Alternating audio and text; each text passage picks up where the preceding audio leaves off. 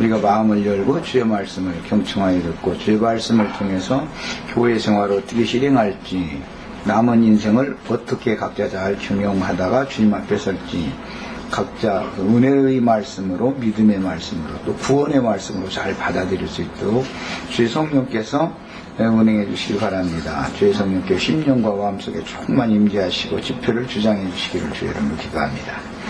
아멘. 아멘. 자, 오늘은 우리 이영재님 일이 좀 있어서 제가 집회를 대신하게 됐습니다. 마무리까지는 내가 다 하기는 어려울 것 같고, 혹시 이제 다음 주에 이영재님이 1시간 더 하실지도 모르고 그냥 마칠지도 모르고, 그렇지만 어쨌든 이제 히브리서 말씀을 이렇게 처음부터 끝까지 다 인도해 주신 주님께 감사드립니다. 그리고 히브리서를 이제 마치면은 이영재님 주중 집회는 이제 어디로 하게 될지 나올 건 이제 이영재님이 결정해서 할 것이고, 일요일 날 집회는 호세아서를 마치면 계시록 말씀을 나눌 겁니다.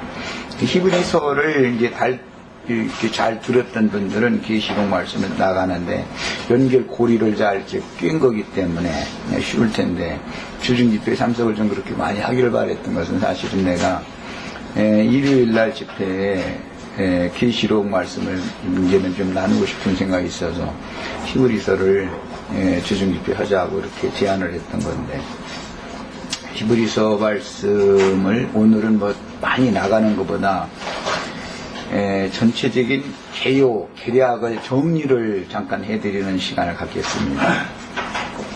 히브리서는 예수님의 예언과 같이 천국의 씨를 심어서 교회를 주님께서 세우셨는데, 얼마 가지 않아서 교회는 박해가 일어났고, 진실한 믿는 이들은 이제 박해를 피해서 뿔뿔이 흩어지게 되어졌고, 이제 대적자들이 일어나서 권세를 잡음으로 교회는 이제 급속하게 이제 하락의 길을 걷게 됐습니다. 그리고 심지어는 이제 모이는 것을 폐하면서 날마다 모이기만 하면 다냐, 모여서 뭘 하는 거냐, 이런 식으로 이제 교회 모임 자체를 이제 비판하게 됐습니다. 그래서 결과적으로는 유대교의 실행과 같이 성전이나 각지 회당 등의 옛 방식으로 모여서 제사장 제도를 실행하는 형식을 이제 복원하는 이제 계기가 됐습니다. 그러니까 결과적으로는 오늘날 기독교계와 같이 이제 그런 율법 제도가 다시 복원되게 된 것이죠. 그것을 이제 히브리서 기자는 내 생각에는 이제 바울 형제님이 아닐까 이렇게 생각하고 있는데, 이제 그 증거는 맨 그 뒷부분에 보면은 디모데가 노였다, 옥살이를 하다가 디모데가 노인 이야기를 하는 걸 보면, 디모데를 바울 사도가 자기의 그 후계자로 제자로 삼은 심중에 있었었기 때문에 이 히브리서의 기자는 아마 바울 사도일 것이다. 또 히브리인들의 전통과 또는 그들이 모든 율법 제도, 율법 제사에 관한 모든 것들을 너무 이게 소상하게 히브리서가 기록하고 있어서 거기다 대고 이런 것을 신약 영적으로 적용하는 것을 아주 냉철하게 판단해서 구약의 제사법, 성막법, 이런 성막법, 제사장 제도, 제사법 이런 것들을 신약의 영적으로 이렇게 해석을 해놓은 책이 히브리서인데, 그만한 실력을 갖춘 사도는 아마 바울 사도와 같이 학식이 뛰어나고 특히 가말리엘의 문화생이었었기 때문에 오늘날로 말하면 신학적인 바탕이 되어 있는 형제였죠. 다른 형제들이야 아마 바울 사도의 그 유식함을 따라갈 수가 없었을 겁니다. 제자들이 많이 있다 할지라도 바울 사도는 아주 유식한 형제였기 때문에 이렇게 유창한 어투로 또 깊이 있는 말들을 구약 성경을 일일이 다 인용하고 적용하면서 신약의 교회 생활과 이렇게 이제 접목을 시킬 수 있는 능력이 있는 형제였다는 걸 알 수가 있습니다. 그런데 바울 사도가 지금 이제 히브리서를 쓰게 된 배경, 그거는 교회의 훼손을 막기 위한 것이 이제 중심이었고, 히브리서 13장 마감의 말씀에서는 교회 생활을 그러면 어떻게 할 것인가, 교회 생활을 어떻게 실행을 해야 할 것인가를 강조하고 당부하고 부탁하는 이제 그런 내용으로 되어 있습니다. 이 히브리서는 그래서 하나님을 섬기는 예법, 그 다음에 그 이제 제사법뿐 아니라 성막법이라고 하는 유대인의 율법 중에서는 아주 제일 중요하게 유대인들이 생각하고 있는 것은 성막법과 제사법이었습니다. 많은 법들이 있죠, 율법 중에는. 그럼에도 가장 중요한 핵심 포인트들을 아주 너무 적나라하게 해서 구약 성경에 1년 1차 속죄절날 대제사장이 지성소에 들어가서 피를 뿌리는 예, 이런 것들은 사람의 신약 적용에서는 양심상으로 죽었던 사람의 그 양심에 어린 양의 피, 예수의 피를 뿌리는 것을 상징한 그림이다. 이런 말을 그냥 직설적으로 할 수 있다면 이건 굉장한 얘기인 겁니다, 사실은. 오늘날 기독교계에서는 어린 양의 피 뿌림에 대해서 많은 교리적인 논리 전개를 할 줄은 알지만, 그것이 실제적으로는 믿는 사람들의 양심에 진리의 말씀이 피가 되어져서 어린 양의 피는 진리의 말씀 속에 있다. 이 말씀을 양심으로 받아들여서 양심의 빛을 받는 것이 어린 양의 피 뿌림을 받는 것이다. 이런 아주 정말 너무나 적나라한 구원의 도를 이렇게 담대하게 전파할 수 있는 사람은 바울 사도일 것이다. 나는 이제 이렇게 생각합니다. 이런 히브리서의 기본이 되지 않은 사람은 이제 계시록으로 연결을 해도 계시록 공부를 한다고 했는데, 많은 사람들이 계시록 공부를 그렇게 열심히 하지만 히브리서의 중심 내용을 모르고 계시록을 한다는 것은 그건 언어도 아닌 것이죠. 왜냐하면 히브리서에 참하늘이라는 얘기가 나오고 하늘성소라는 얘기가 나오고, 참하늘 성소에 예수님이 구속을 이룬 다음에 참하늘에 들어가셔서 우리를 위하여 지금 중보자노릇을 하시고 있다. 이 얘기가 뭔 뜻인지도 모르는 사람이 계시록으로 가서 하늘에 이런 광경이 있고 어린 양의 보좌, 하나님의 그 우편에 앉아 계신 그 어린 양의 보좌가 있고 거기에 무슨 내생물들이 찬양을 하고 이런 얘기를 하면 그게 무슨 소리인지를 모른단 말이죠. 그러다 보니까 그게 뭔 소리인지를 모르다 보니까 지금 창공 하늘 어느 곳에는 하나님의 그 보좌가 저기 왼쪽에는 금의자가 하나님 의자가 하나 있고 또 그 오른쪽에는 또 예수님 의자가 있어가지고 두 분이 하늘 어딘가에 이렇게 딱 앉아 있단 말이에요. 거기가 지성소다, 거기 천당이다. 이렇게 자꾸, 그건 정말 우리가 들어보면은 초등학교만 제대로 다니는 아이라도 그게 믿어지지 않는 말인데, 기독교계에서는 그게 너무너무 당연하게 지금 받아들이고 있고, 성령님은 지금 우리들 가운데 이렇게 막 와서 어떤 일을 하고 있고, 예수님과 하나님은 하늘 어딘가 지금 앉아있다 말이에요. 이러고 있는 거거든. 이 히브리서를 정확하게 알면 그게 완전히 씻어지게 돼 있는 것이거든. 히브리서 시작에서는 옛적에는 모든 선지자들로 여러분과 여러 모양으로 말씀하셨던 그 하나님이, 그 말씀이 하나님인데, 그 하나님이 이 모든 날 마지막에는 아들로 말씀하셨고, 이제 그 아들의 구속을 통해서 피를 믿는 이들의 참 제자들의 양심에, 주었던 양심에 뿌려놓고 나서는 그곳에서 성령이 되셔가지고, 영원한 성령으로 말미암은 중보자가 되셔가지고, 그리스도의 피가 뿌려진 그 신앙 양심 그곳에서 하나님 앞에서 우리를 위하여 항상 우리를 도우시는 중재를 하고 계신다. 그것이 구속을 이룬 예수께서 육신의 장막을 벗고 성령이 되셔가지고 참하늘에 들어가신 것이다.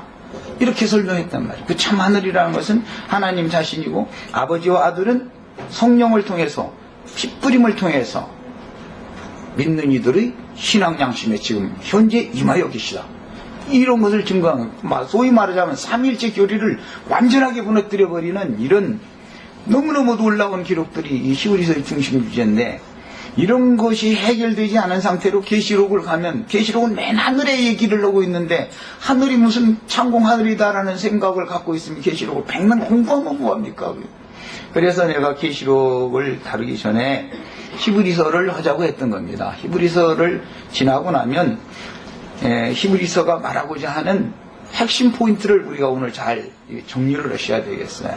지나고 나면 계시록으로 자연스럽게 연결을 해도 아무 무리 없이 예수님이 지금 아버지의 말씀과 함께 말씀의 그 영이 진리의 성령이 되셔가지고 계시록에서 요한 사도에게 말씀을 들려주시는 그 말씀이 어린 양의 증거인데, 어린 양의 증거는 대언의 영이다. 계시록이 이제 이렇게 했어요.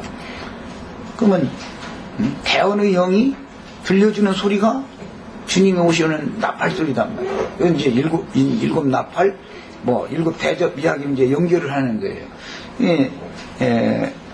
이런 성경의 흐름에 대해서 꼭 이해를 하시길 바랍니다.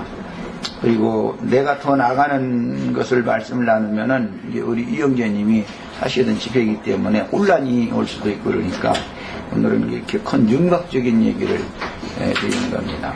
그리고 또 어떤 책을 한 권을 다 마무리를 이제 하려면 전체 그 책이 말하고자 하는 그 핵심되는 줄거리를 이렇게 잘 요약해서 마음에 정리할 줄 알아야 되는 거예요. 왜 내가 히브리서를 하자고 했는지에 대해서 이제 이해가 있기를 바랍니다. 8절 이하에서 말씀을 몇 절만 읽겠습니다. 19절까지 읽어보겠습니다. 8절부터 읽습니다. 예수 그리스도는 어제나 오늘이나 영원토록 동일하시니라. 여러 가지 다른 교훈에 끌리지 말라. 마음은 은혜로서 굳게 함이 아름답고 음식으로서 할 것이 아니니 음식으로서 말미암아 행한 자는 유익을 얻지 못하였느니라. 우리에게 지휘단이 있는데 장막에서 섬기는 자들은, 거기는 성막이라고 이렇게 표시를 해주십니다. 장막에다가. 물론 장막이라는 번역도 무리한 건 아니지만 성막이라고 표현을 하면 더 이해가 쉬우니까 성막이라고 친 거예요. 지단이 있었던, 구약 성경의 지단이 있었던 그 장막이라고 하는 것은 우리에게 있다고 말할 때는 이제 이 장막이라는 것이 육신, 각 사람의 육신을 말한다라는 것은 영적 적용을 지금 이건 직설적으로 이 기자가 한 것이기 때문에 성막이라고 다시 고친 거예요. 장막하면은 육신의 장막만을 생각하지만 내 육신의 몸이라는 게 구속받은 이후에는 거룩한 하나님이 전이기 때문에 성막이라는 말이 더 효과적이다 생각하는 겁니다. 자, 성막에서 섬기는 자들은 그 지단에서 먹을 권한이 없나니 이는 죄를 위한 짐승의 피는 대제사장이 가지고 성소에 들어가고 그 육체는 영문 밖에서 불사르니라. 그러므로 예수도 자기 피로써 백성을 거룩하게 하려고 성문 밖에서 고난을 받으셨느니라. 그런즉 우리도 그의 지옥을 짊어지고 영문 밖으로 그에게 나아가자. 우리가 여기에는 영구한 도성이 없으므로 장차올 것을 찾나니. 이미 11장에서 그 도성이 뭐라고 그랬어요? 아브라함의 믿음의 자취를 쫓는 모든 자들을 위해 하나님 한 성을 예비해놨다고 그랬죠? 자, 그 이제 더 읽어나갑니다. 그러므로 우리는 예수로 말미암아 항상 찬송의 제사를 하나님께 드리자. 이는 그 이름을 증언하는 입술의 열매니라. 오직 선을 행함과 서로 나눠주기를 잊지 말라. 하나님은 이 같은 제사를 기뻐하시느니라. 너희를 인도하는 자들에게 순종하고 복종하라. 그들은 너희 영혼을 위하여 경성하기를 자신들이 청산할 자인 것 같이 하느니라. 그러므로 하여금 그들로 하여금 즐거움으로 이것을 하게 하고 근심으로 하게 하지 말라. 그렇지 않으면 너희에게 유익이 없느니라. 우리를 위하여 기도하라. 우리가 모든 일에 선하게 행하려 함으로 우리에게 선한 양심이 있는 줄을 확신하노니 내가 더 속히 너희에게 돌아가기 위하여 너희가 기도하기를 더욱 원하노라. 오늘 말씀에서 중심을 삼을 부분은 너희를 인도하는 자들에게 순종하고 복종하라. 이제 그 말입니다. 17절. 이미 지난 시간 말미 부분에서 이영재님이 그 강론을 했던 말씀에도 나와 있죠. 7절에 또 한 번 있었어요. 하나님의 말씀을 너희에게 일러주고 너희를 인도하던 자들을 생각하며 그들의 행실의 결말을 주의하여 보고 그들의 믿음을 본받아라 그랬습니다. 그리고 나서 이어지는 말씀 예수 그리스도는 어제나 오늘이나 영원토록 동일하시니라 그랬습니다. 문맥의 흐름을 잘 이해하시기 바랍니다. 앞에 이미 믿음의 주요 온전케 하시는 예수 그리스도에 대해서 말씀했고 그 예수 그리스도께서 교회를 위하여 세운 인도자들에게 믿음을 그분의 믿음을 부어주셔서 교회를 인도하게 하심으로 모든 믿는 이들이 예수 그리스도로 말미암아 인도자들을 통해서 함께 동일한 믿음 안에 있도록 믿음을 주시는 분이다. 그런 면에 있어서 믿음의 주요 온전케 하시는 면에 있어서 예수 그리스도는 어제나 오늘이나 영원토록 동일하시다. 그런 내용인 겁니다. 문맥이 흐름이 그런 거예요.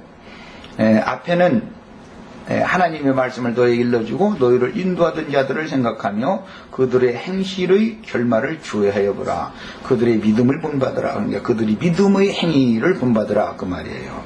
근데 그 주님께로부터 교회를 위하여 위임받은 장로 형제들 인도자들에게 그리스도의 믿음을 부어줬는데 그것은 이 땅에 사는 동안은 많은 고난으로 말미암아 순종을 배우는 그런 본을 보이셨던 예수님이 교회를 위하여 세운 인도자들에게도 동일한 믿음을 부어주셨다. 그러니까 그 예수는 어제나 오늘이나 영원토록 동일한 똑같은 믿음을 교회의 인도자들에게 먼저 부어주셔서 그들의 믿음의 본을 통해서 모든 성도들에게도 계속해서 많은 고난을 통해서 순종을 배우는 믿음의 본을 세우시는 분이다. 그런 뜻입니다. 예수 그리스도는 어제나 오늘이나 영원토록 동일하시다. 이 구절만 한 구절 쏙 빼가지고 무슨 엉뚱한 육신으로 영원토록 계시다 해서 하고 이런데 인용하는 지금 그 말이 아니고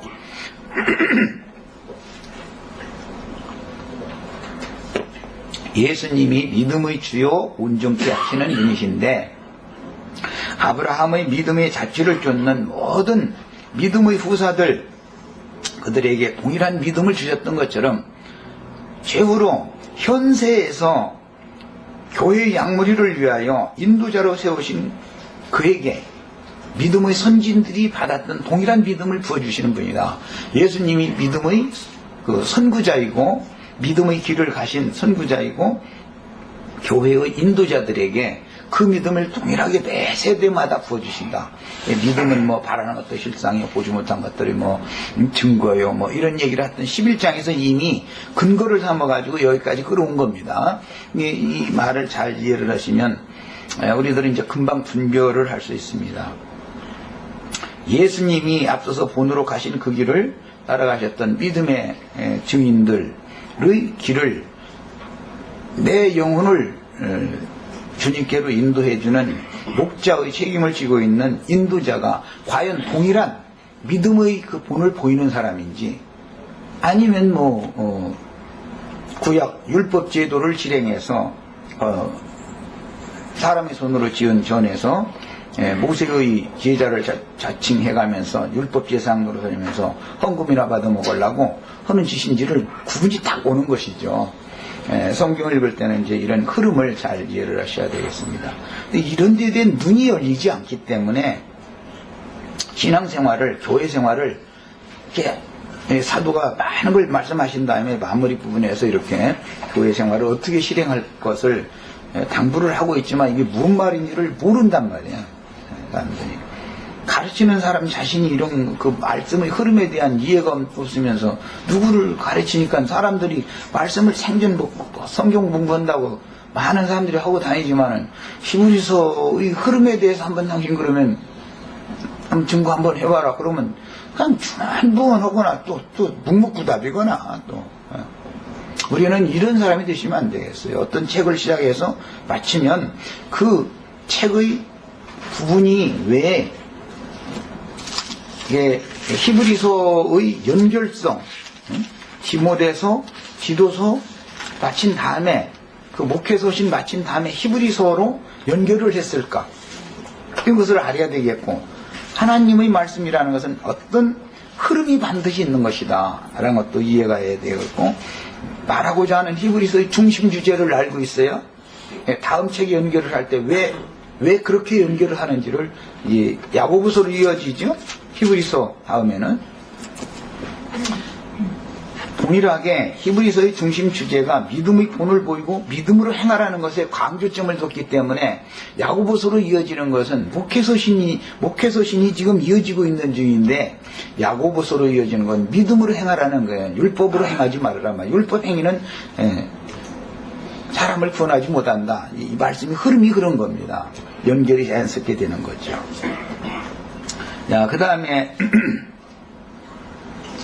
여러 가지 다른 교훈에 끌리지 말라 이렇게 말씀을 하신 것은 동일하신 예수 그리스도의 믿음의 노선이 있어서 그 노선을 갔던 선진들의 믿음을 너희가 본받아야 되는 것이지 다른 여러 가지 다른 교훈에 끌리지 말라 이 말은 율법 제도로 돌아가는 육신적인 어떤 교회 생활 종교적인 교회 생활로 미혹당하지 말아라 라는 말과 같은 그런 뜻입니다.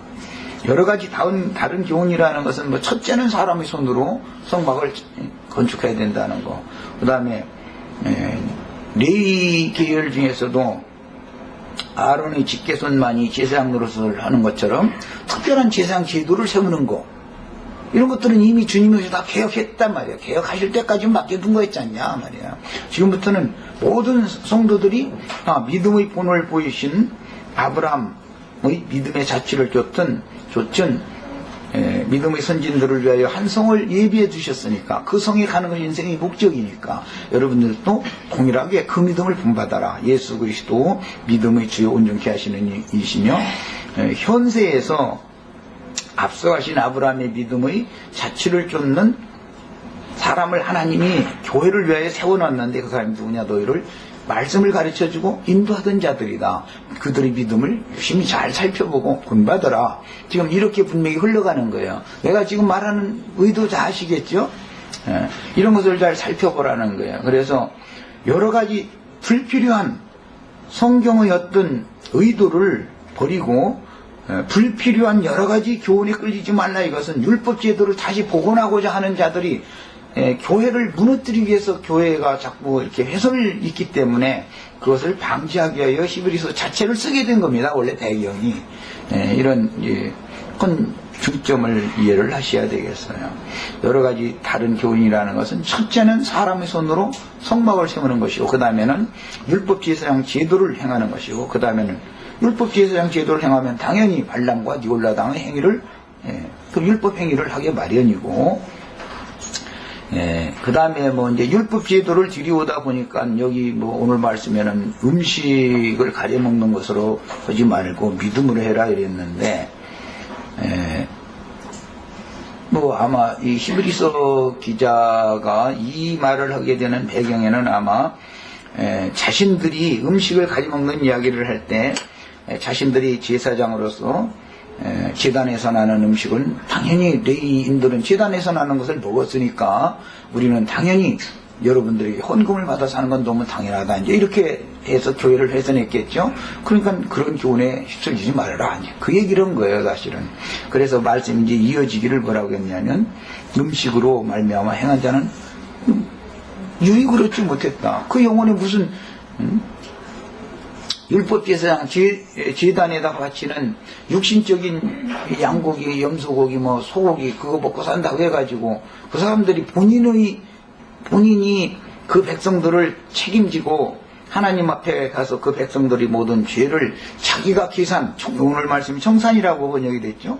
자기가 청산할 자인 것처럼 하나님 앞에 나와서 제사장으로서 중보자의 직분을 행하느냐? 아무 유익이 없지 않더냐 말이에요. 헌금 받아먹고서 살기 위해서 목회하는 사람들 그 밑에서 가르침을 받으면 여러 가지 다른 교훈들인데 많은 가르침을 받아봐도 영혼에 무슨 유익이 있더냐 이제 이 말이에요. 왜? 그들은 성경이 제시한 믿음의 본을 보이신 예수님과 그 예수 그리스도의 믿음의 자취를 쫓은 아브라함의 모든 믿음, 아브라함과 이삭과 야곱과 그 믿음의 후사들의 그 신앙 그 믿음으로 행하지 동일한 믿음으로 행하지 않기 때문에 강대상에서 입만 나불대고 앉아있는 사람들한테 무슨 너희가 유익이 있었더냐 지금 그 말이잖아요. 자, 그래서 우리에게 제단이 있는데 이제 이 말은 참 중요합니다. 구속받은 교회에도 제단이 있다고 그랬어요. 유대인들이 가지고 있던 제단과 어떤 차이가 있냐를 지금 보는 거잖아요. 제단이라는 것은 말씀을 가르치는 것을 말하는 건데 너에게 말씀을 가르치고 인도하는 사람의 지위, 위치, 신분 하나님이 세우는 거단 말이에요. 그럼 그 사람이 말씀을 가르치는 것이 영적인 제단이죠. 기독교계에서는 강대상 보고 이거 제단이라고 그러잖아요. 교리적으로는 맞지만 그게 교리적으로 맞는 거죠. 맞지만 그 제단에서 나는 음식이 뭐냐 이 말이에요. 나오는 음식이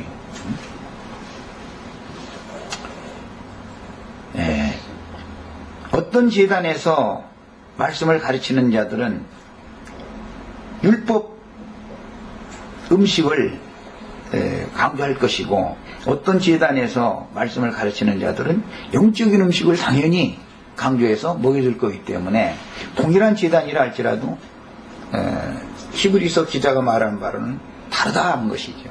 다르다. 그러니까 우리에게 있는 제단에서는 성막에서 섬기는 자들이 먹을 권이 없다. 왜 그러냐? 그들은 율법 제도의 말씀을 주장하고 그 율법을 다시 회복시키고자 해서 노력을 하는 자들이기 때문에 예수님이 십자가에 못 박혀 죽으신 것은 그런 모든 율법 제도에 속한 모든 것들을 다 개혁하시려고 십자가에서 죽은 건데 완전히 예수님이 개혁을 해놨는데 개혁한 사실을 따라서 믿음으로 취해 개혁자의 노선을 믿음으로 취하지 않고 주님이 개혁해 놓은 것을 다시 뒤집어서 율법으로 다시 돌아가려고 하는 자들이 많이 있다는 거죠.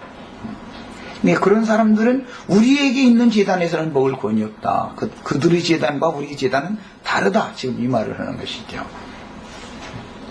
네, 그래 하면서 장막에서 섬기는 자들은 그 제단에서 먹을 권이 없나니 이는 죄를 위한 짐승의 피는 대제사장이 가지고 성소에라고 하는 건 지성소죠.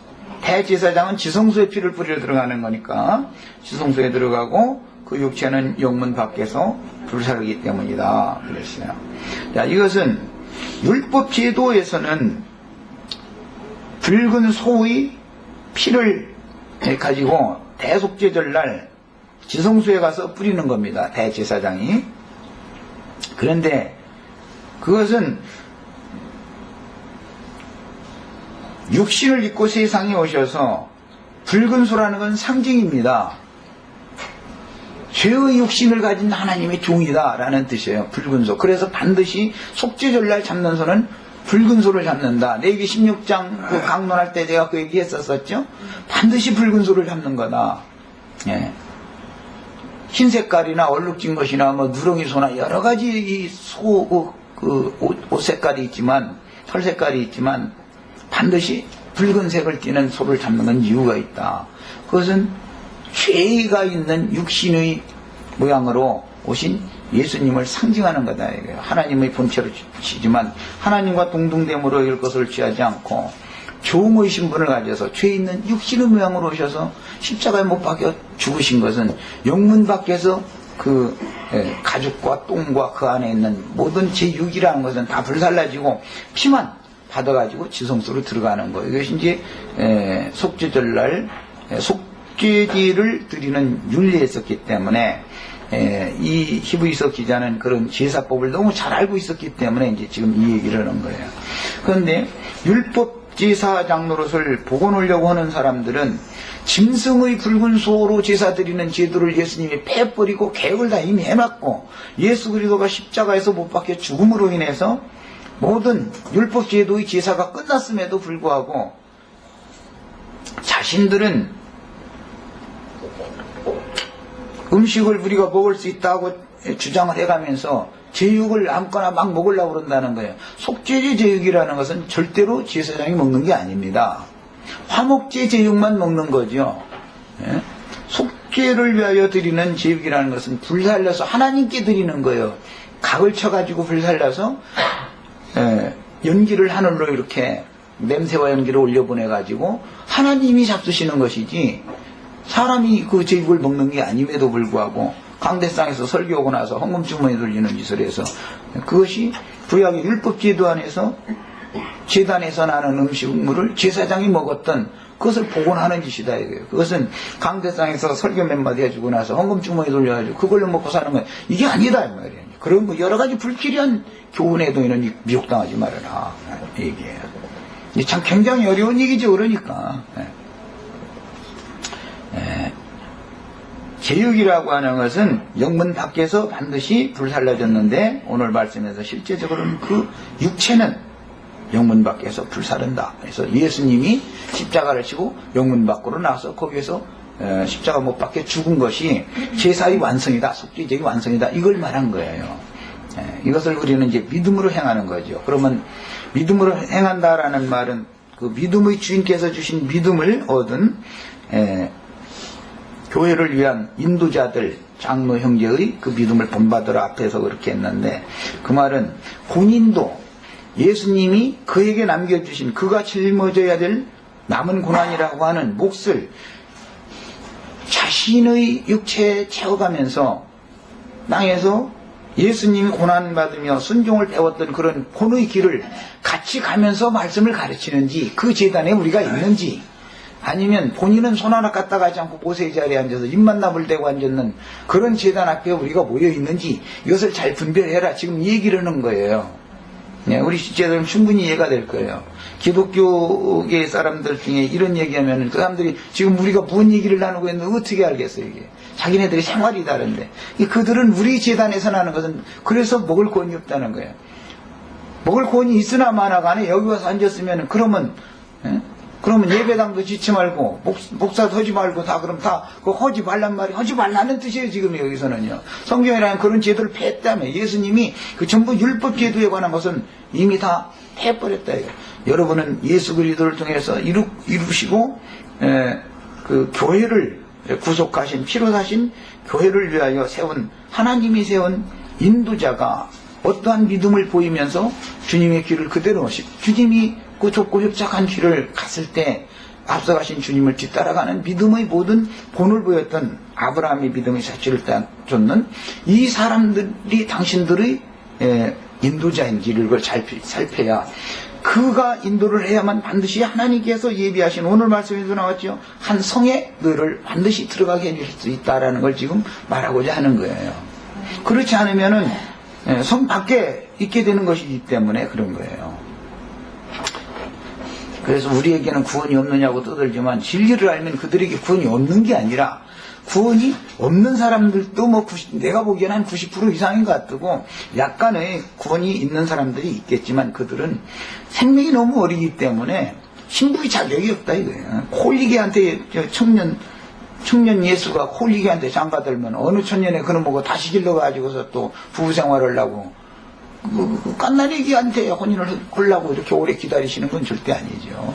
우리 모두가 다 정결한 처녀로서 장성한 분량이 되도록 예수님과 동등한 신분이 되어져야만 예수 신부가 다 될 수 있다라는 것을 지금 말하고자 하는 것이기 때문에 다 이해가 필요합니다.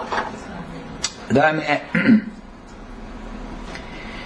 그러므로 예수도 자기 피로써 백성을 거룩하게 하려고 성문 밖에서 고난을 받으셨느니라.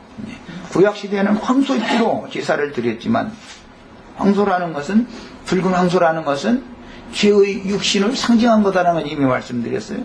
그런데 예수님이 죄의 육신 아담의 표상으로 오셔가지고 피를 흘리는 것이 황소의 붉은 소의 피를 흘리는 것을 실현시키는 것이다 이 말이에요. 이것이 완전한 것이다.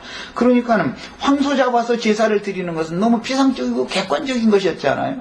그러나 예수님은 사람으로 오셔가지고 직접 그 많은 고난을 통해서 믿음의 본, 순종의 본이 되셨고, 그 본을 세우신 후에 자신의 후계자들인 참 제자들에게 동일한 길을 가도록 믿음을 부어주셨다 이거예요.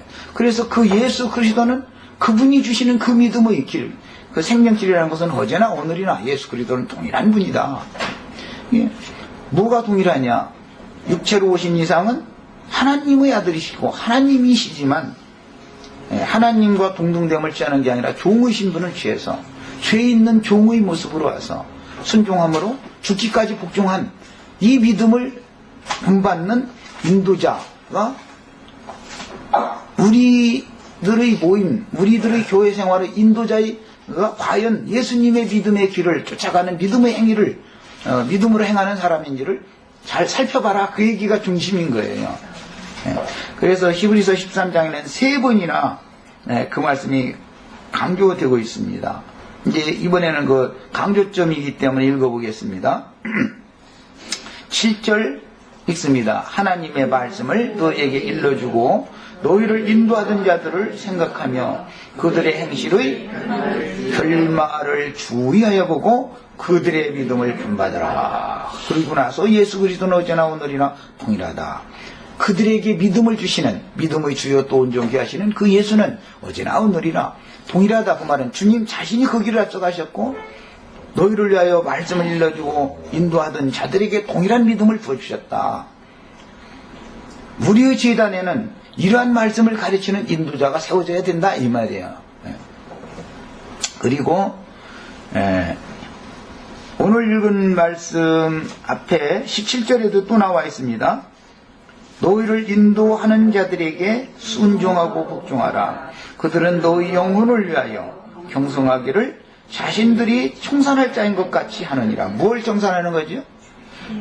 양무리들의 지체들의 흠결과 죄과들을 자신이 하나님 앞에 짊어지고 가서 계산은 자기가 해야 된다. 그만큼 이것은 책임이 뒤따른다라는 말이죠. 그런데 율법 제도권의 제사를 복원하고자 하는 자들은 책임은 지려고는 않고 권리만 주장하죠. 몇 개 그런 사람이 나오지 않아요? 보아스보다 더 가까운 친척이라는 사람은 나의 기업에 손해가 될까 하여 난 무르는 일을 하지 않겠다 그랬어요. 그게 무슨 뜻이에요? 나의 기업에 손해가 될까라는 말은. 율법에 의하면 그 무르는 자, 고엘이라고 하는 무르는 자는 가장 근족이고, 근족은 무르는 의무도 행해야 될 뿐 아니라 권리만 있는 게 아니죠. 그 가장 가까운 근족이 대가 끊어져 버리고 유산을 상속받을 사람이 없으면 가장 가까운 근족인 자기가 받을 수가 있죠. 그러니까 한마디로 말해서 난 무르지 않겠다 그 말은 가만 놔둬가지고 이 집 문 닫아버리면은 그 재산 다 내 건데 내가 뭘 하고 그 짓을 하냐 이 말을 한 거예요 그게. 그러니까 그거는 권리는 취하려고 그랬지만 책임, 의무는 하지 않으려고 했다 이 말이거든요. 그러나 주님은 권이 있지만 사도들이나 예수님이 권이 없어서 그게 안 한 게 아니고 권이 있지만 권을 포기해버리고 책임만 했다 이 말이거든요. 그것이 충성된 종의 태도다 이거예요. 죽기까지 자신을 낮추고 순종하고 복종하는 하나님 앞에서 그런 신앙의 본이다 이거예요. 인도자의 본이었다 이거예요. 그래서 언제나 우리는 이건 이제 신앙생활에서 이걸 살피는 거예요. 저 사람이 자기 권리 주장만 하는 설교만 늘 하는지 그 말도 또 있으니까 성경에는 없는 게 아닙니다. 제단을 섬기는 자는 제단에서 먹으라는 것이 성경에 없는 게 아니죠. 그러나 받을 먹을 권이 없어서 그걸 행하지 않는 게 아니고 주님이 권을 포기하고 책임, 의무만을 하나님 앞에서 충성되게 하시고 나서 그 본을 딱 세워놨기 때문에 사도들은 자기가 권위 당연히 있어도, 받을 권위 있어도 그것을 안 받는다 이거예요. 주님 앞에서 차라리 상으로 받겠다. 주님 앞에 가서 받겠다. 이런다는 거죠. 그러니까 이런 것을 잘 살펴라 이 말을 한 거예요. 지금 무슨 재단에서 나는 먹는 권위 없다 있다 이 얘기를 하면은 사람들이 이게 무슨 소리인지 참 이해가 잘 안 되지만 뭐 그냥 쉽게 말하자면은 헌금 받아먹냐 못 받아먹냐 그 얘기예요. 뭐 이제 나영제는 말이다 뭐 그런 말을 강조한다고 그러는데, 이것은 난 이것만 특별히 강조하고자 하는 것이 아니에요. 여러 가지 면이 있겠지만은 성경이 말하고자 하는 어떤 의중이 있다 이거예요. 지금 흐름이 있는 거예요. 예수님이 가신 길을, 순종의 본을 보이신 예수님이 가신 길을 뒤따르는 신실한 인도자를 잘 살펴야 되고, 자기 배만 채우려는 인도자이면 그를 잘 살펴보고 떠나야 되는 것이거든요. 그거는 진리를 알아야 떠나지. 또. 자, 그 다음에 이제 더 나가겠습니다. 저 뒤에도 또 한 절 나오죠. 24절에 너희를 인도하는 자들과 및 모든 성도들에게 문안하라. 인도자들에 관한 말씀이 히브리서 13장 한 장에서 3번을 겹쳐서 지금 말씀이 나오고 있습니다. 이만큼 인도자라는 것은 성도들에게 주님의 구속받은 양무리들에게 지대한 영향을 미치지 않을 수가 없는 거죠. 설교자가 어떠한 것을 가르치는 거에 따라서 그 영이 전달되는 거기 때문에 당연히 인도자가 어떠하면 그 교회의 모임이 어떠한 영을 받고 어떠한 실행을 하게 돼 있는 거예요. 교회 생활을 어떻게 하는 거예요. 이런 것은 뭐 말할 필요도 없는 일이죠. 자, 그 다음에 이번에는 우리도 예수님이 영문 밖에서 고난을 받은 것처럼 우리도 그분의 능력을 짊어지고 치욕을 짊어지고 우리도 그에게로 나가자 이렇게 했어요. 13절에 그런즉 우리도 그의 치욕을 짊어지고 영문 밖으로 그에게 나가자. 옛날 그 구약 시대에는 율법에서는 진 밖 정한 곳으로 붉은 소를 끌고 나가서 진 안에서 잡는 게 아니라 진 밖으로 끌고 나가서 거기에서 소를 죽여가지고 피를 받아가지고 지성소 안으로 들어갔죠. 그리고 이제 그 죽인 소는 각을 쳐가지고 진 밖에서 불살라서 드렸단 말이에요. 본제단으로 가지고 가서 불살라 드린 게 아니었었죠. 속죄 제물은 이것을 지금 증거를 한 바예요. 아무거나 다 본제단에서 죽이고 불살라고 온 게 아니다 말이야. 속죄제를 위한 그 제육이라고 하는 것은 성막의 그 마당에 있는 본제단에 불사르는 것이 아니다. 진 밖 정한 곳에다가 거기서 잡아서 죽이고 피를 흘리고 나서는 피는 양푼으로 받아서 지성소로 가지고 들어가게 하고 제육은 그 진 밖에서 불사르는 것이 율법이었어요. 이것이 예수님이 그 본으로 보인 그 인생했다는 거예요. 마무리. 이거에 대한 출애굽기 29장 14절부터 차근차근 구약성경 한번 몇 절 읽어보겠습니다. 속죄제의 예법에 관한 것을 지금 이제 교회 생활에 이 히브리서 기자가 적용을 해주고 있는 거예요. 29장 14절 거기에 이제 근거해서 레위기, 민수기의 동일한 말씀이 이제 속죄제에 관한 말씀이 나옵니다. 자, 29장 14절 읽습니다. 그 숫소의 고기와 가죽과 똥을 진 밖에서 불사르라. 이는 속죄제니라. 속죄제라는 것은 이렇게 하는 거죠. 피는 지성소로 가지고 들어가지만 그 제육은 그 숫소의 고기, 가죽, 똥 이것을 다 진 밖에서 불살르라 그랬어요. 여기에 근거해서 레위기 이제 4장에 보면 속죄제를 드리는 이제 예법이 구체적으로 기록되어 있는데 그 레위기 4장에서 몇 절 찾아보겠습니다. 이 말은 구속을 받는 데는 이 말씀이 깨달아지는 것이 제일 중요한 거예요. 속죄제가 드려지지 않은 사람은, 속죄가 되어 있지 않은 사람은 지난날의 모든 흠결들에 대해서 아무리 돌이켜도 속건제를 맨날 해도 소용없는 짓이죠. 기본적으로 지난 모든 죄를 단번에 사면받는 것은 속죄제가 일단 되어진 다음에 그 다음에 이제 신앙생활에 들어와서 잘못하는 문제는 속건제로 매번 드리는 문제니까, 속건제 제사가 기초가 되어 있지 않은 사람은 날마다 후회한다고 뉘우친다고 해도 다 소용없는 짓이잖아, 그게. 지난 죄가가 사면받은 적이 없으니까. 예, 이렇게 중요한 거예요, 성경을 한다는 지식은. 자, 11절 12절 읽습니다. 4장. 그 숫송아지의 가죽과 그 모든 고기와 그곳의 머리와 정강이와 내장과 똥 곧 그 숫송아지의 전체를 진영 바깥 재버리는 것이 정결한 것으로 가져다가 불로 나무에서 사르되 곧 재버리는 곳에서 불사를지니라 그랬어요. 재버리는 곳에서 불사르라 그랬어요. 그건 이제 나는 이제 메시지 전할 때마다 가끔 재물이 다 불살라 해서 냄새와 그 다음에 연기가 하늘로 올라가서 하나님 음명하신 바 같아도 땅에 남는 것은 죄밖에 남는 것이 없다. 이 죄라고 하는 것이 십자가의 흔적이라는 것이다. 이 죄를 갖다가 이제 뒤에 나중에 흐르는 물을 떠다가 양잿물 만들어 가지고 더러운 때가 있는 사람들 제사장이 이렇게 씻어주는 얘기로 이제 연결되는 거죠. 이것은 영적 체험이 필요한 문제인 것이지 율법으로 이렇게 뭘 한다고 해가지고 사람이 유익을 얻는 건 아니잖아요.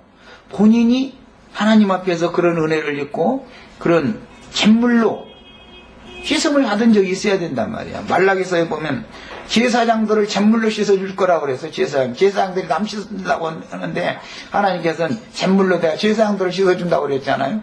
그런데 우리 형제 자매님들 다 같이 나와 같이 말이야 이렇게 양심부터 시작해서 마음의 모든 생각, 감정, 의지 이것이 완전히 깨끗하게 씻음을 받아야 되는 거예요. 잿물로 핏부림을 먼저 양심에 받아야 되겠고.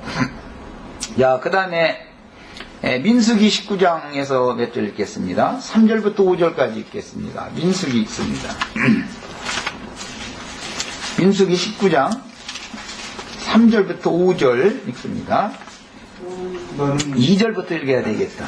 2절부터 읽겠습니다. 여호와께서 명령하시는 법의 율례를 이제 이르노니 이스라엘 자손에게 일러서 온전하여 흠이 없고 아직 멍에 매지 아니한 붉은 암송아지를 4개로 끌어오게 하고 속죄제 때 드리는 이 제물의 소는 붉은 소여야 되는 거예요, 반드시. 그리고 어딘가 흠결이 있으면 안 되는 거예요. 그러니까 이 속죄제로 드려진 붉은 송아지라는 것은 예수님을 상징한 것이죠. 아까 이미 말씀드렸었어에 너는 그것을 제사장 엘르아살에게 줄 것이요 그는 그것을 진영 밖으로 끌어내어서 자기 목전에서 잡게 할 것이며 율법 제사장이 예수를 정죄해 가지고 심판해 넘겼더니 십자가를 메고 골고다 언덕으로 예루살렘 성문 밖으로 십자가를 메고 골고다 언덕에 올라서 거기에서 피 흘려 죽었죠. 이렇게 이제 실행이 된 거죠. 예수를 통해서. 그것을 자기 목전에서 잡게 할 것이며 제사장 엘르아살은 손가락에 그 피를 찍고 그 피를 회막 앞을 향하여 7번 뿌리고 그 암소를 자기 목전에서 불사르게 하되 그 가죽과 고기와 피와 똥을 불사르게 하고. 자, 그런 걸 보니까 회막에 직접 가서 뿌리기 전에 회막을 향해서 피를 먼저 뿌린 거죠. 방향을 바꿔. 그게 그 제물을 영문 밖에서 죽은 제물의 피를 먼저 그 자리에서 회막 쪽을 향해서 피를 이렇게 뿌린 얘기를 지금 한 거예요. 그 암소를 자기 목전에서 불사르게 해야 돼. 그 가죽과 고기와 피와 똥을 불사르게 하고 동시에 제사장은 백향목과 우슬초와 홍색실을 가져다가 암송아지를 사르는 불 가운데 던질 것이며 제사장은 자기 옷을 빨고 물로 몸을 씻은 후에 진영에 들어갈 것이라. 이런 제사를 드린 제사장들이 씻어야 되는데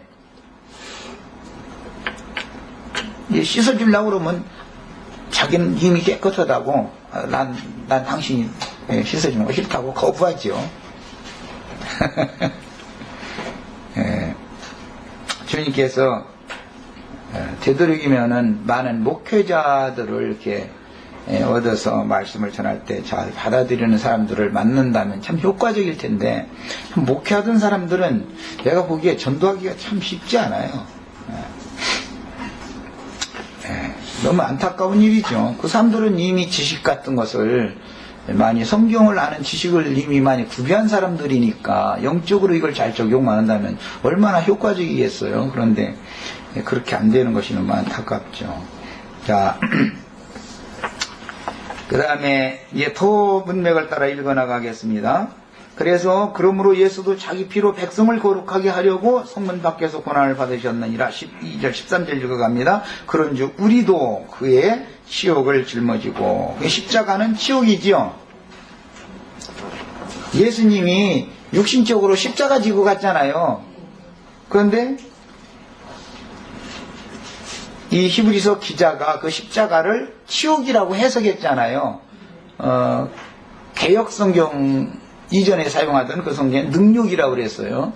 그러니까 복음을 전하기 위해서 이단자로 몰리고 당신이 무슨 권위 있어서 백성들을 가르치냐는 비방을 듣고 하는 이것이 바로 인도자에게 하나님이 지어주신 십자가죠. 그것을 다 짊어지고 우리도 같이 영문 밖으로 나가자 그랬어요. 예수님 십자가 지고 나갈 때 구경하는 많은 사람들과 주님의 지지자들이 다 같이 나갔잖아요. 그리고 이제 마지막 못 박혀 죽을 때까지 그 이제 갈릴리에서부터 골고다 언덕에까지 같이 따라갔던 많은 여자들이 같이 애통해가면서 같이 이제 예수님 죽는 것을 같이 바라봤어요. 이런 것은 상징이다 이거예요. 같이 예수님이 능욕을 지면 우리도 같이 지어야 된다는 거예요. 그런데 이제 뭐 전에 내가 우리 인터넷상에도 그거 내가 이제 이렇게 하도 우스꽝스러워서 글을 한번 올려놓은 것이 있는데 기독교계에서 부활절날 뭐 십자가 큰 그렇게 만들고 밑에다 바퀴 달아가지고 끌고 간다고 바퀴 달린 십자가 그래가지고 참 너무 재밌는 얘기죠. 야 참 흉내만 낸다는 거잖아요. 그들이 벌써 하는 행습만 봐도 알잖아요. 그들이 무슨 뭐 엊그제는 저 인터넷 신문에 분당 뭐 무슨 예배당인가 뭐 예배당 차렸던 사람이 뭐 이제 그만 은퇴할 때가 됐는지 그 사람한테 뭐 얼마인가를 20억인가 뭐 얼마인가를 뭐 주냐 만 주냐 해가지고 시끌시 그런데 나 그 사람 20억 나는 안 주고요. 그런 사람 주나 모르겠어. 나 주면 난 정말 손 안 댔을 텐데 말이야. 나한테 20억 생긴다면 나는 정말 할 일이 너무너무 많아요. 근데 그 사람 좀 바람바라고 다 못 뛴댔을 것 같아. 참 농담이지만 너무 주님께서는 당신의 참 지지자들에게는 그렇게 뭔가를 그렇게 하시지 않는 걸 보면 이게 인도자를 지키는 수단이고 인도자가 주님 앞에서 은혜를 받고 지킴을 받아야 그에게 맡긴 양무리들이 함께 고난에 동참하고 함께 은혜를 입고 그런 거죠. 그래서 사람 인간의 마음이라는 것은 음식물로 하는 게 아니다 말이야. 은혜로 굳게 하는 것이 아름다운 거다. 그래서 은혜로 굳게 한다라는 말이 뭐예요? 이런 능력을 주는 것이 바로 은혜라는 것을 말하고자 하는 거예요.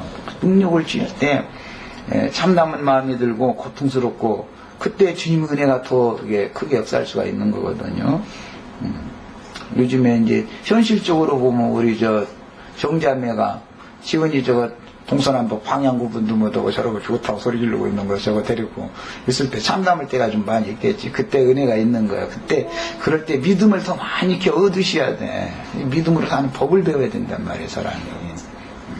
이 세상 사건 밖의 것을 의지하는 이 생각을 완전히 딱 하나님이 딱 끊어버려야 돼. 그렇지 않으면 주님만을 바라보고 의지한다는 게 너무 황당한 말이고 세상 사람들이 볼 때는 그 말 같지 않은 소리 같거든. 눈에 보이는 하나님이 아닌데 말이야. 주님만 의지해라. 주님이 모든 걸 책임진다. 이런 소리 하면은 그게 말 같지 않은 소리고 그냥 입에 바르는 거짓말 같이 들리지만 믿음은 바라는 것들의 실상이라 그랬어. 육신의 눈으로 보지 못하는 것의 증거다 말이야. 믿음은 실현되는 거예요. 반드시 믿음은. 이것을 꼭 믿으셔야 되겠어요. 이것이 얼마나 중요한 말인지 몰라. 믿음으로 산다, 믿음으로 행한다. 이게 얼마나 중요한 말인지 몰라. 그래서 현실 가운데에서 이런 것들을 많이 능력을 우리도 같이 주님이 지고 가신 능력을 우리에게도 우리 몫을 각 사람의 몫을 남겨놓으셨기 때문에 주님이 말씀하실 때 자기 십자가를 지고 나를 쫓으라 그랬는데 자기 몫의 십자가는 지는 것을 다 싫어하고 바퀴 달린 십자가 제일 끌고 가면서 사람들 보라고 자기 십자가 내고 그냥 갔다고. 그건 쇼지요. 그건 그런 식으로 해가지고서 그런 사람들이 목회를 잘하고 나서면은 양무리들이 뭘 군을 배우겠어요. 자, 그 다음에 우리가 여기에는 영구한 도성이 없으므로 장차올 것을 찾나니, 이것은 이미 그 믿음의 증인들 얘기를 했을 때 11장에서 그들을 위해서 저희 주께서 한 성을 예비하셨다. 그 성이 계시록에는 거룩한 성 새 예루살렘입니다. 그러니까 거룩한 성 새 예루살렘의 영원한 도성에 들어가기 위해서는 이 땅에서는 능력을 지고 영문 밖으로 주님이 가신 그 길을 따라가는 것이다. 그것이 장차 우리에게 내려올 거룩한 성 새 예루살렘이 내려온다고 되어 있죠. 위로부터 그 장차 올 것을 찾는 신앙생활이다 이거예요.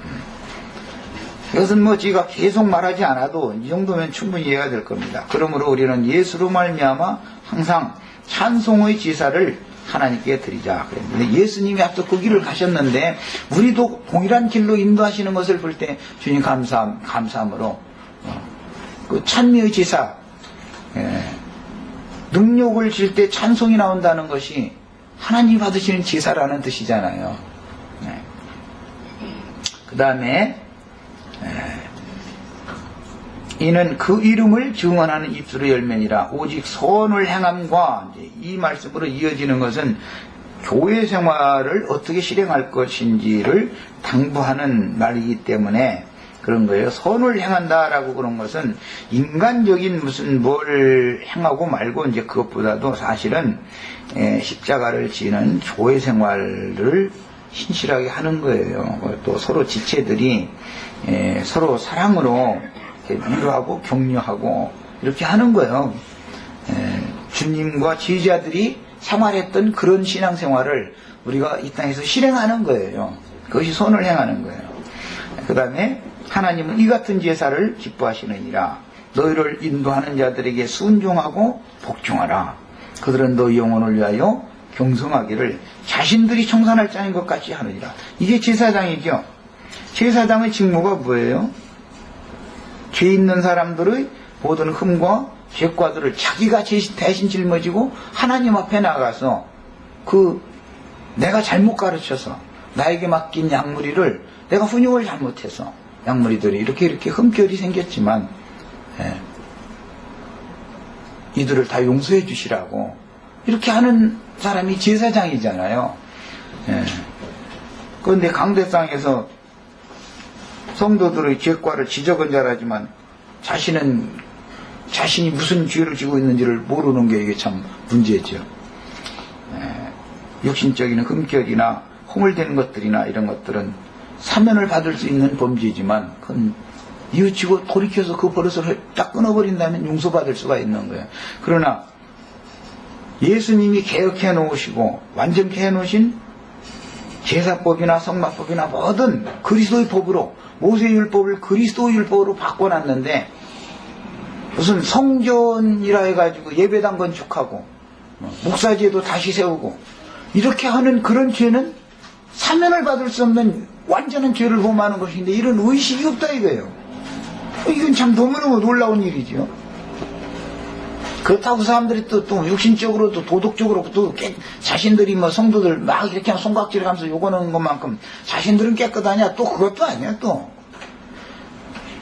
이 사람들은 정말 어떻게 해볼 수 없는 사람들이죠. 육신적인 흠결이 들 만한 것들은 사면을 받을 수 있는 죄지만 영적인 죄라는 것은 용서를 못 받는 겁니다. 그게. 영원한 멸망에 들어가는 것은 육신적인 어떤 흠결 때문에 들어가는 게 아니고 영적인 죄 때문에 들어가는 거예요. 이것은 근원이 아담이 하나님의 말씀을 버리고 뱀의 말을 받아들였어요. 그래서 신을 참 하나님께로부터 그 관계가 끊어져 버리고 마귀 신에게로 다른 신과 관계성을 맺은 이 영적인 죄 때문에 저주가 오고 심판을 받는 거예요. 그런데 이 문제는 관심도 없어. 그러면서 막 이 세상에서 육신적으로 땅에서 뭐가 잘 되고 축복이 있을지어다 이적 기사가 일어나고 이런 소리나 해가지고 성도들 그 영혼을 붕 뜨게 만들고 귀신의 말장난에 속아가지고 엉뚱한 짓 하게 만들고 그게 얼마나 어마어마한 영적인 죄, 그 살인죄인 건데요. 모든 영혼을 다 죽여놓는 살인죄인 건데 그런 죄는 의식이 없다 이거예요. 자기가 지금 무슨 짓을 하는지. 그런 사람들은 영원한 멸망과 심판을 도저히 벗어날 방법이 없는 거죠. 우리 형제 자매님들은 그래서 선생되는 것, 인도자가 되는 것이 매우 두려운 일이라는 걸 아셔야 되는 거예요. 하나님께서는 그에게 책임을 맡겼을 때는 그에게 반드시 책임 추궁을 한다 이거예요. 죽어라고 이 땅에서 나름대로는 수고를 했는데 주님 앞에 가서 너 뭔 짓도 하고 왔어? 구속한 양무리들이 나에게 돌려야 되는 영광을 네가 혼자 다 받고 네가 내 영광 다 도둑질해서 누리다 왔잖아. 그러면 뭐라고 주님 앞에서 답변을 주나. 그 사람들 아주 진짜 참 안타까워 죽겠어. 그 사람들 그 당할 심판 생각하면 거기는 뭐 그런 걸 생각해서 나나 잘해야지 뭐. 그 사람들한테 얘기하면 당신이나 잘하라고 그럴 테니까 또.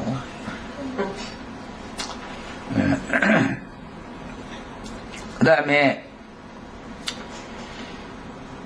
중보의 직분을 하는 사람들이 인도자다라는 말이고 그들로 하여금 즐거움으로 이것을 하게 하고 근심으로 하게 하지 말라. 그렇지 않은 너에게 유익이 없다. 이 말은 뭐 불순종하거나 하는 태도를 가져도 안 된다. 또 이제 그 약무리들이라는 것은 그 혈육에 속해서 진리의 지식이 없고 생명이 어릴 때에는 율법 제사장들이 막 율법적으로 막 이렇게 내리 누르고 이렇게 하면 순종하고 복종을 잘하지만 나처럼 이렇게 가르치면 막 멋대로 막 행해도 된다고 생각하는 관념이 생기기 때문에 참 문제는 문제죠. 이건 잘 알아서 판단하셔야 되는 문제예요. 헌금 받아먹는 얘기 너무 심하게 한다고 이번에도 가서 참 대화다 이제 어떤 분한테 들었는데 강제로 내지 말라고 한다고 안 낼 것도 아니고 내라고 한다고 낼 것도 아니고 이것은 자신이 생명의 분량이 있으면 다 알아서 하는 거예요. 그걸 누가 일일이 내시오 마시오 어떻게 하단 말이에요 그걸. 그러나 목회자는 성도들의 주머니를 바라보면 안 된다라는 말을 안 하는 거예요. 그럴 필요가 왜 있냐. 주님을 바라보면 주님이 의연히 알아서 먹을 거 입을 거 필요에 따라서 다 공급하겠냐. 주님을 믿음으로 그런 본을 보이면 양무리들이 그런 본을 따라가지 않겠나. 나는 그 말을 말하는 것이지. 고린도전서 9장의 바울사도가 내가 받을 권위 없는 게 아니다. 그러나 고린도 교회의 그 상황이 그러니까 거기에서는 본인이 일을 했지만 다른 데에서는 받았잖아요. 그러니까 이런 것을 잘 알아야 되는 거예요. 이게 무슨 뭐 율법으로든지 받지 말라는 규정이 있는 것도 아닌 거고. 그러나 받는 것을 더 좋게만 여기다 보면 주님의 말씀에는 받는 것보다 주는 것이 더 복이 있다 그런 말씀도 또 있잖아. 또 여러 모든 말씀들을 복합적으로 이걸 잘 적용을 할 줄을 알아야죠. 교회 생활이라는 건 여러 가지 면이 있습니다. 그러니까 이제 그런 앞에 지단에서 뭘 권위 있냐 없냐 이걸 얘기한 끝에 16절에서 오직 선을 행함과 서로 나눠주기를 잊지 말라라는 말을 그래서 이 사도가 의도적으로 여기다 첨가를 한 거예요. 무슨 율법적으로 받지 말라 말하면 이 얘기가 그렇게 또 알아들으면 안 되잖아. 그러니까 서로 나눠주기를 또 이제 선을 행하라 또 이렇게 해놓으니까 이 성경이라는 건 언제나 양면성이 있는 거다. 이것은 생명의 분량에 따라서 행하는 것이지. 성경은 늘 그래요. 뭐 율법으로 이렇게 해라 저렇게 해라 그거 아니면 백이다 이런 말이 없어요. 이해가 필요합니다. 그러니까 그 다음에 우리를 위하여 기도하라. 우리가 모든 일에 선하게 행하려 함으로 우리에게 선한 양심이 있는 줄을 확신하노니 모든 일을 선하게 행한다. 이 말은 인도자로 세움을 받은 말씀을 가르치는 직분이 있는 영적 제사장들은 당연히 자기 십자가를 지고 주님이 앞서서 가신 그 본을 따라가는 거예요. 그것이 선한 양심으로 행하는 거예요. 그 믿음의 본을 보이는 것이고, 그 다음에 그 본을 본받아서 모든 양무리들은 신앙길을 또 동일한 길을 가야 되는 거죠. 아까 이미 예수님이 십자가를 지고 혼자 간 게 아니다. 많은 제자들, 구경꾼들이 함께 따라갔었다. 구경꾼들이야 구경 나서 간 거지만 제자들은 십자가를 지는 것도 눈으로 확인하고 배울 거 아니야. 제자들도 따라갔으니까 이런 것을 생각해 봐야 되겠습니다. 그 다음에 우리를 위하여 기도하라. 우리가 이 모든 일에 선하게 행하려 함으로 우리에게 선한 양심이 있는 줄 확신하노니 내가 더 속히 너에게 돌아가기 위하여 너희가 기도하기를 더욱 원하노라. 이런 거 보면은 지금 이미 강을 건넌 지가 오래된, 즉 신앙생활을 해서 세상을 떠난 지가 오래된 성도들이지만 너무나 무왕자왕하고 또 당시 상황이 이렇게 박해도 왔기 때문에 더 그랬을 겁니다. 그리고 이제 모임 생활을 하냐 마냐 이제 모이기만 하면 무엇냐 해가면서 비방하는 소리를 듣고 모이기를 패하는 자들도 이제 자꾸 생겨나고 이 교회가 완전히 와해되어 있는 상태에서 교회를 더 견고하게 세우고 붙들기 위해서 이런 서신이 주어진 거라는 거 말씀을 드렸습니다. 여기까지 하고 마무리는 이제 시작을 이영재가 했으니까 마무리는 우리 이영재가 잘 하도록 1시간 남겨놓도록 하겠습니다. 지우 형제 안 올 줄 알고서 내가 이렇게 다 이제 했으니까, 시간이 다 돼서 기도하고 마쳐야 되겠네. 자, 기도하고 마치겠습니다. 사랑하시는 주님, 히브리서 말씀을 시작하게 하시고, 마무리 말씀 단계까지 이렇게 은혜 가운데서 인도해 주신 주님께 감사를 드립니다. 주님께서 그 피로 사신 교회를, 인도자들에게 주님이 친히 세우셔서 양무리를 맡기시고, 양무리들에게도 믿음의 본을 보이게 하시면서 믿음의 주요 또 온전케 하시는 그 주님께서 믿음의 선진들에게 매 세대마다 당신의 믿음을 부어주셔서 어제나 오늘이나 동일하게 믿음의 길을 행하게 하신 주님에 관한 말씀을 나눴습니다. 우리 모두가 주님께서 우리를 위하여 남겨주신 남은 고난, 능력을 우리도 같이 짊어지고 영문 밖으로 나아가서 우리 육신을 또 육적 자의 심정을 삶 가운데서 다 그냥 불살라서 주님이 받으시는 제물로 드려질 수 있는 신앙생활을 잘 할 수 있도록 은혜를 더해 주시기를 주의 이름으로 기도합니다. 아멘. 아멘. 자, 마칩니다.